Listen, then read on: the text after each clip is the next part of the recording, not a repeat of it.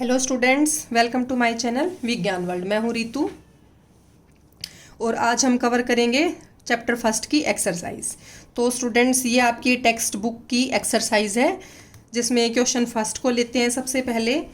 अब इसमें देखिएगा, which of the statements about the reaction below are incorrect. Incorrect है ये आप ज़रूर ध्यान रखना। कई बच्चे जल्दबाजी में पढ़ लेते हैं और इनमें से, जैसा कि अक्सर इमेज बनी होती है दिमाग में कि करेक्ट वाला छांटना है, फटाफट देखेंगे और अगले पे पहुंच गए। ऐसा नहीं करना आपको। स्टेटमेंट्स ज़रूर आप ध्यान से पढ़िएगा हमेशा। इनकरेक्ट है तो इनकरेक्ट वाले आपको फाइंड आउट करने हैं। तो देखिए, ये जो है लेड ऑक्साइड है PbO, कार्बन के साथ इसने रिएक्ट किया और ये क्या बन रही है, यहाँ पे लेड बन गया और CO2 गैस निकल गई। इसमें आपको पहचानना है ऑक्सीडेशन रिडक्शन और कौन सा कंपाउंड ऑक्सीडाइज हुआ, कौन सा रिड्यूस हुआ। देखिए, PbO से Pb का बनना, ऑक्सीजन कम हो रही है तो ये क्या है, ऑक्सीजन का घटना, रिडक्शन है। ये रिडक्शन रिएक्शन है और ये रिड्यूस हो रहा है। ये तो बन रहे हैं इधर वाले। तो कार्बन से CO2 का बनना, ये ऑक्सीडेशन रिएक्शन है और ये ऑक्सीडाइज हो रहा है। तो अब देखिए, इसमें से lead is getting reduced. Lead तो वैसे भी राइट हैंड साइड है, प्रोडक्ट है, ये गलत है। Carbon dioxide is getting oxidised, carbon dioxide भी राइट हैंड साइड है तो इसलिए ये स्टेटमेंट भी रोंग है। कार्बन इज गेटिंग ऑक्सीडाइज्ड, ये ठीक है, कार्बन का ऑक्सीडेशन हो रहा है। Lead oxide is getting reduced, ये भी ठीक है। तो these ones are correct and these are incorrect. ठीक है, तो इनकरेक्ट पूछा है तो इनकरेक्ट है A एंड B। ये हो जाएगा आपका फर्स्ट कौन सा हो जाएगा, फर्स्ट इनकरेक्ट वाला, A एंड B। उसके बाद सेकंड देखिए, Fe2O3 एल्यूमिनियम के साथ रिएक्ट कर रहा है, एल्यूमिनियम ऑक्साइड बन गया और आयरन बन गया। अब वो reaction is an example of, कैसी रिएक्शन है ये। अब इसमें देखिए, एल्यूमिनियम जो है आयरन के ऑक्साइड को अपने साथ ले गया, आयरन अकेला रह गया, तो ये वैसे ही दिख रहा है, डिस्प्लेसमेंट रिएक्शन है। ठीक है, तो ये हो गया आपका सेकेंड क्वेश्चन। ये इन्होंने आंसर दे भी दिया, D ऑप्शन है डिस्प्लेसमेंट रिएक्शन। उसके बाद थर्ड आ गया, what happens when dilute hydrochloric acid is added to iron filings. कि आयरन में ऐड कर दिया डाइल्यूट हाइड्रोक्लोरिक एसिड। तो करेक्ट को टिक करना है आपको। अब देखिए, आयरन में हाइड्रोक्लोरिक एसिड अगर आप ऐड करेंगे, क्या ऐड करें हैं, हाइड्रोक्लोरिक एसिड ऐड कर रहे हैं, तो ये आपका आयरन होता है Fe, हाइड्रोक्लोरिक एसिड होता है HCl। ये इसमें ऐड किया है तो क्या बन जाएगा, फेरिक क्लोराइड बन जाएगा। यहाँ FeCl2, हाइड्रोजन गैस अलग से निकल जाएगी। तो इनमें से करेक्ट छांटना है, तो करेक्ट आयरन क्लोराइड और हाइड्रोजन गैस, ये पहला ही करेक्ट है। क्लोरीन गैस बन नहीं रही, नो रिएक्शन क्यों हो, रिएक्शन हो रही है। आयरन सॉल्ट एंड वाटर भी नहीं बन रहा आयरन सॉल्ट, तो ये रिएक्शन, ये वाला पॉइंट करेक्ट है। उसके बाद आता है बैलेंस्ड केमिकल इक्वेशन। क्या है, why should chemical equations be balanced. मैंने आपको बताया था केमिकल इक्वेशन को बैलेंस क्यों करते हैं, law of conservation of mass को सेटिस्फाई करने के लिए and to maintain the mass number on both sides, या फिर ऐसे कह सकते हो to equalise the number of elements on both sides. ठीक है, और बैलेंस्ड केमिकल इक्वेशन क्या होती है, जिसमें बराबर हो दोनों तरफ। ठीक है, तो ये हो गए हमारे 4 क्वेश्चन हो गए हैं। कौन कौन से, पहले एक्सरसाइज के फर्स्ट 4 क्वेश्चंस हो गए हैं। तो बैलेंसिंग इसी वजह से हम करते हैं ताकि किसी भी रिएक्शन की आप ये कह लो कि एक्चुअल डाटा मिले, उसके बारे में एक्चुअल इंफॉर्मेशन मिले। ठीक है, क्या मिले, एक्चुअल इंफॉर्मेशन, सही जानकारी मिले। बैलेंस होगी तभी पता चलेगा कौन सा एलिमेंट कितना है और वो कितने बन रहे हैं प्रोडक्ट्स में। उसके बाद 5th क्वेश्चन आता है, translate the following statements into chemical equations and then balance them. कि ये स्टेटमेंट्स दी रखी हैं, पहले तो इनसे रिएक्शंस बनानी है आपको 5th में, उसके बाद उनको बैलेंस भी करना है। तो ये मैं आपको करके दिखाती हूँ। बैलेंसिंग इसमें भी है, 6th क्वेश्चन में भी रिएक्शंस दे रखी हैं, बैलेंस करना है। 7th क्वेश्चन में भी यही है कि बैलेंस्ड केमिकल इक्वेशन लिखनी है। यहाँ कैसी दे रखी हैं आपको, वर्ड इक्वेशंस दे रखी हैं, तो इनको फॉर्मूला इक्वेशंस में कन्वर्ट करोगे पहले, उसके बाद आप इनको बैलेंस करेंगे। और ऐसा ही 8th क्वेश्चन है। तो ये 6, 7th, 8th और 5th ये सभी सेम है। तो 5th में आपको क्या करना है, बिल्कुल स्टेटमेंट दे रखी है, यहाँ फॉर्मूले भी बनाने हैं, वर्ड इक्वेशन भी नहीं है इवन। तो हम इसको कर लेते हैं 5th क्वेश्चन को। अब देखिए ये 5th question, hydrogen first part है, hydrogen gas combines with nitrogen to form ammonia. Students ये मैंने आपको बताई भी थी कि हाइड्रोजन जो है नाइट्रोजन के साथ कंबाइन करे और अमोनिया बनाएगी। ये एक हैबर प्रोसेस है, हैबर प्रोसेस है ये एक, ठीक है।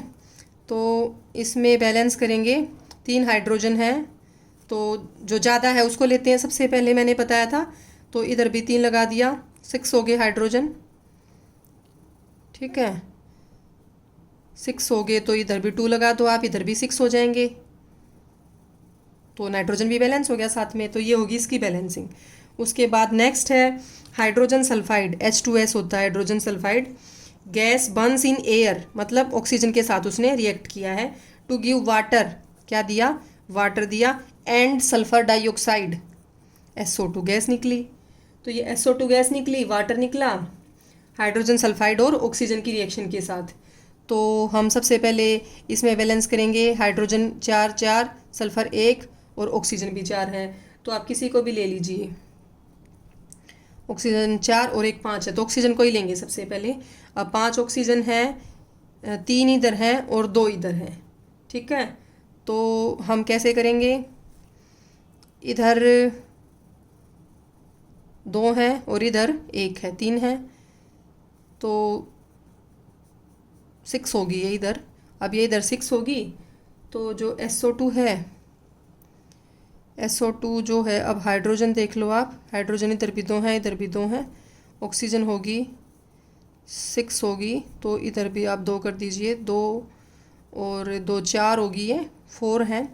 मैंने बताया था इनकी मल्टीप्लिकेशन होती है, ये भी अभी भी 6 नहीं हुई, तो हम इसके आगे भी 2 लगा देते हैं। इधर 6 है तो इधर भी हम 6 करना चाह रहे हैं। अब ये होगी 2 4 6 होगी है, 4 यहाँ पे होगी ऑक्सीजन और 2 यहाँ पे होगी है, ठीक है। 6 इधर है, हाइड्रोजन है इधर 4, तो इधर भी आप 2 लगा दीजिए, 4 हाइड्रोजन इधर हो गए, सल्फ़र भी 2 हैं तो इधर सल्फ़र भी 2 हो गए। तीनों चीज़ें हमारी बैलेंस हो गई हैं, हाइड्रोजन सल्फ़र ऑक्सीजन, ठीक है। हो गया क्लियर ये, ध्यान से कीजिएगा बैलेंस। उसके बाद अगला है barium chloride, BaCl2, react with aluminium sulphate, aluminium sulphate के साथ उसने रिएक्ट किया, ये फॉर्मूला बनेगा। और aluminium chloride to give aluminium chloride, AlCl3 होएगा। And a precipitate of barium sulphate, precipitate लिख रखा है तो पहले तो इसको नीचे आपको एरो दिखाना है, अगर लिख रखा है ऑलरेडी प्रेसिपिटेट तो ज़रूर दिखाएंगे, ठीक है। तो ये हमने बना ली इसकी केमिकल इक्वेशन। उसके बाद उसको बैलेंस करना है, तो बैलेंस करेंगे तो सबसे पहले हम ऑक्सीजन को ही लेंगे, वही सबसे ज़्यादा है, ऑक्सीजन है इधर 4 3 जा 12 है ऑक्सीजन, तो ऑक्सीजन 12 है, तो हमें इधर भी 12 करनी है। तो 12 करने के लिए क्या करेंगे, सबसे पहले 3 इसके आगे कर दिया हमने, 3 4 जा 12 होगी यहाँ पे भी ऑक्सीजन। उसके बाद बेरियम 3 हो गए हैं यहाँ 3 लगाने से, तो इस बेरियम के आगे भी 3 लगा दो, ठीक है। अब यहाँ बेरियम के आगे 3 आ गया तो क्लोरीन 6 हो गए हैं, तो इधर क्लोरीन देखो 3 हैं तो इसके आगे 2 कर दो, यहाँ क्लोरीन भी हमने 6 कर दिए। अब ये एल्यूमिनियम 2 हो गए, तो इस एल्यूमिनियम के नीचे ये ऑलरेडी 2 है, बेरियम बराबर हो गया, एल्यूमिनियम बराबर हो गई, क्लोरीन बराबर होगी सल्फ़र, और आप देख लो सल्फ़र 3, इधर भी 3, ऑक्सीजन ऑलरेडी इक्वल हो चुकी है। तो ये होगी आपकी इक्वेशन बैलेंस। उसके बाद है पोटेशियम मेटल है, react with water, metal react with water, potassium ने H2O के साथ रिएक्शन की two gives potassium hydroxide, KOH बन जाएगा आपका, एंड हाइड्रोजन गैस, और H2 गैस निकल जाएगी। अब हमें इसको बैलेंस करना, रिएक्शन बनानी आ रही है ना स्टूडेंट्स, आपको मैं समझा रही हूँ, ये क्लियर होना चाहिए ये। अब पोटेशियम की वाटर के साथ रिएक्शन हो रही है, potassium reacts with water to form potassium hydroxide and क्या बना रहा है ये, सॉरी हाइड्रोजन गैस बन रही है। अब इनको देखो आप कैसे बैलेंस करेंगे, इसमें भी आप किसको लोगे, हाइड्रोजन को ले लो। अब जो हाइड्रोजन है, इधर कितनी हाइड्रोजन है, 2 और एक 3 है, तो उसी की तरह कर लेते हैं। इधर 2 हैं तो यहाँ पे भी लगा दिया हमने 2, 4 हाइड्रोजन हो गई हैं।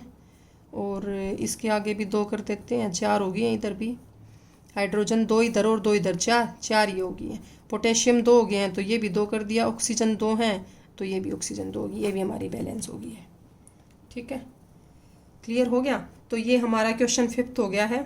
6, 7 सेम है, रिएक्शन सिर्फ बैलेंस करनी है और इसमें फॉर्मूले भी बनाने हैं इस रिएक्शन में, 7th क्वेश्चन में। तो आप प्रैक्टिस करना इनकी अच्छे से। देखिए 8th क्वेश्चन में भी ऐसे ही है कि आपकी वर्ड इक्वेशन लिखी हुई है, पहले इनकी फॉर्मूला इक्वेशन बनानी है और फिर इनको बैलेंस करना है। तो ये आप 8th क्वेश्चन भी मैं ये आपकी प्रैक्टिस के लिए छोड़ रही हूँ। 6, 7, 8 कोई प्रॉब्लम हो तो आप मुझसे पूछ सकते हैं।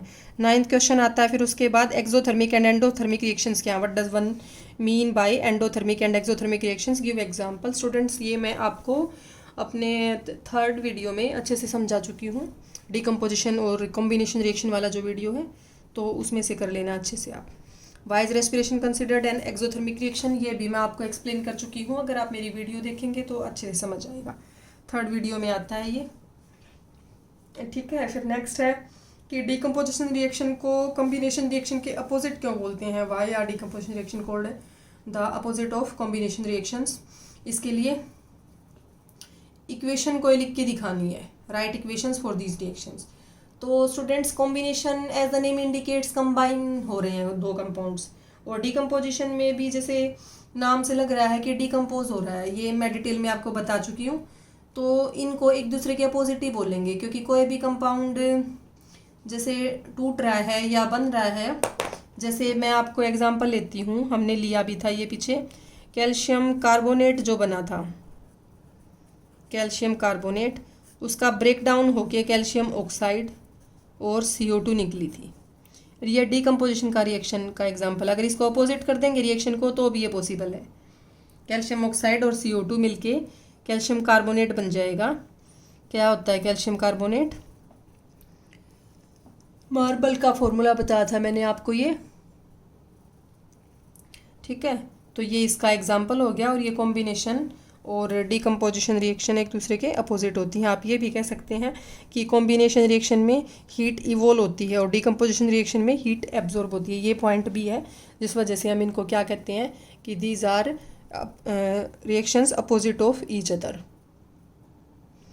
अब नेक्स्ट क्वेश्चन में देखिए, डिकम्पोजिशन रिएक्शंस का एग्जाम्पल लिखना है सबका। Where energy supplied in form of heat, light and electricity. Students ये मैंने आपको बहुत अच्छे से करवाया है कि इन सभी का एग्जाम्पल क्या क्या आएगा।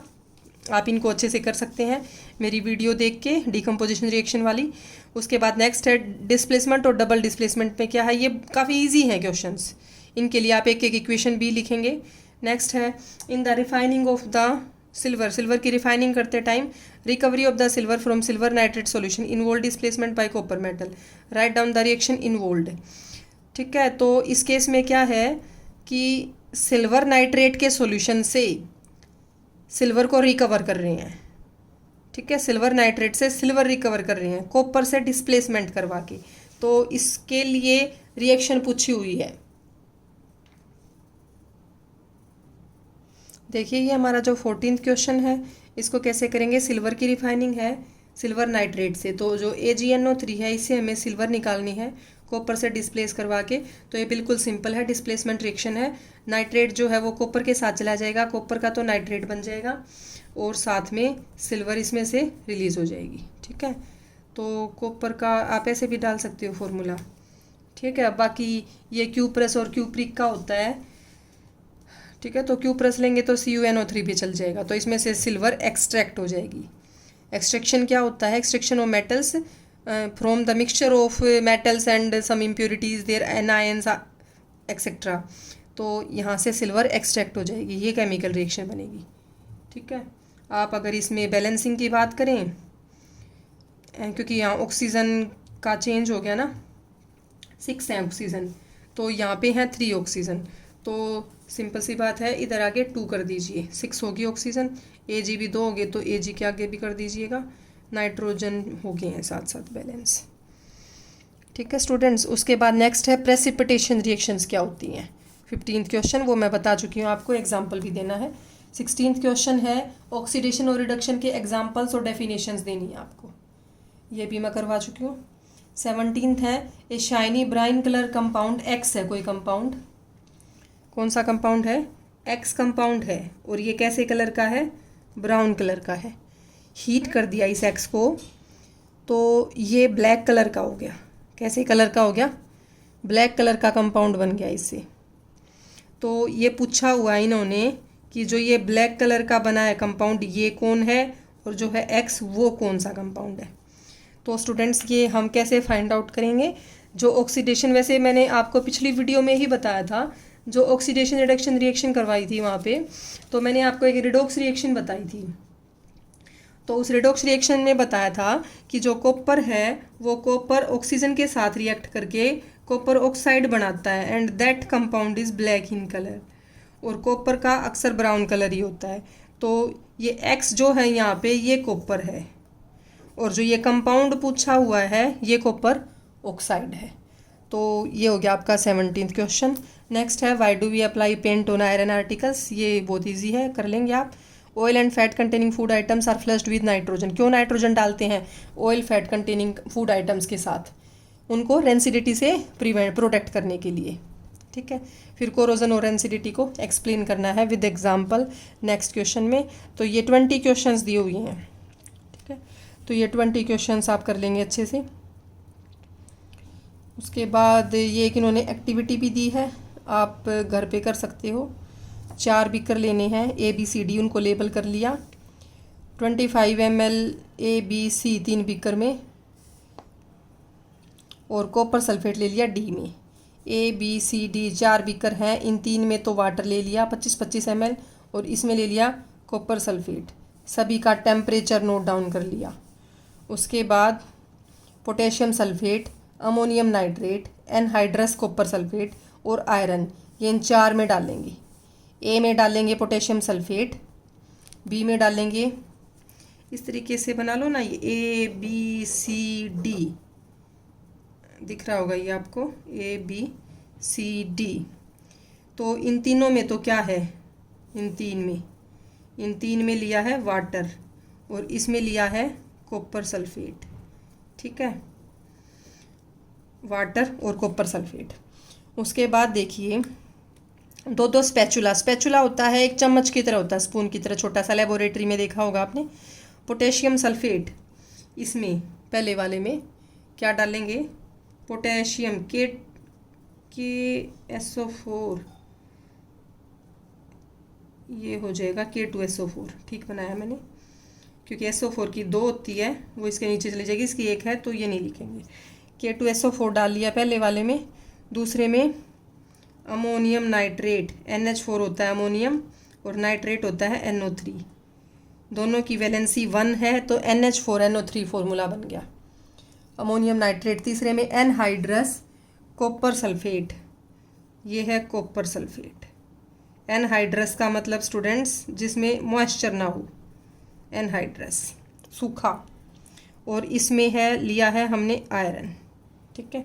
तो इन सभी की रिएक्शन तो होगी वाटर के साथ, इसकी रिएक्शन होगी कॉपर सल्फेट के साथ, ये तो हम कर ही चुके हैं डिस्प्लेसमेंट रिएक्शन में। तो आपको देखो रिएक्शन नहीं पूछी हुई इन्होंने घर पे करने के लिए इसलिए बोला है, घर पे तो कहाँ से होगा, ये सारे केमिकल्स नहीं आएंगे, तो आप अपनी लेबोरेटरी में करके देख सकते हैं। कभी जब आपकी टीचर ना आए तो किसी कोई फ्री पीरियड हो, या करना किसी भी साइंस टीचर की ऑब्जर्वेशन में, बिल्कुल अकेले आप केमिकल्स को के साथ नहीं करनी होती रिएक्शंस, प्रिकॉशंस रखनी होती हैं, ठीक है। तो इनकी रिएक्शन दिखानी है इन सभी के साथ, तो आप करके भी देख सकते हो। बाकी इन्होंने एक्टिविटी में तो ये बोला हुआ है कि इनका टेम्परेचर आपको नोट करना है रिएक्शंस का, जिसमें टेस्ट ट्यूब आपको गरम गरम फील होगी हाथ लगाने से, या वैसे पता चल जाएगा। तो जिसमें ये गरम फील होगी कि गरम होगी है टेस्ट ट्यूब, उस रिएक्शन को बोलेंगे एक्सोथर्मिक रिएक्शन। क्या बोलेंगे, एक्सो, कि उसमें हीट निकल रही है।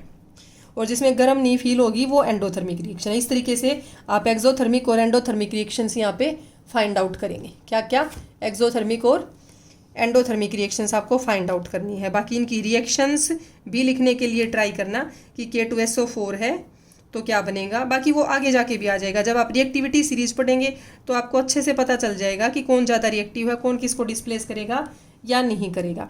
बाकी इन्होंने एक्टिविटी में यहाँ सिर्फ टेम्परेचर नोट डाउन करने के लिए बोला, एक्सोथर्मिक और एंडोथर्मिक, इनकी रिएक्शंस भी कर सकते हैं। तो जो गर्म मिले टेस्ट ट्यूब वो एक्सोथर्मिक रिएक्शन है, जो नहीं मिलेगी गर्म वो एंडोथर्मिक रिएक्शन है। तो ये ग्रुप एक्टिविटी है, आप क्लास में परफॉर्म कर सकते हैं अपने टीचर की गाइडेंस में। तो ये हो गया स्टूडेंट हमारा चैप्टर फर्स्ट कंप्लीट। तो हमारी इसमें एक्सरसाइज भी आज पूरी होगी है। आई होप कि आप सभी को ये अच्छे से समझ आ गया होगा, और अगर फिर भी कोई प्रॉब्लम है, डाउट है, तो आप मुझसे पूछ सकते हैं। ओके स्टूडेंट्स, तो आपको अगर मेरी ये वीडियो, ये फर्स्ट चैप्टर अच्छा लगा हो तो इसे लाइक, शेयर और सब्सक्राइब ज़रूर कीजिएगा, ताकि मैं आपके लिए मोटिवेट होके और ज़्यादा वीडियोस डाल सकूं और जल्दी से जल्दी आपका 10th क्लास का सिलेबस कवर कर सकूं, ताकि आप सभी को हेल्प मिले और आप अपने एग्ज़ाम्स के लिए अच्छे से प्रिपेयर हो सकें। Thank you.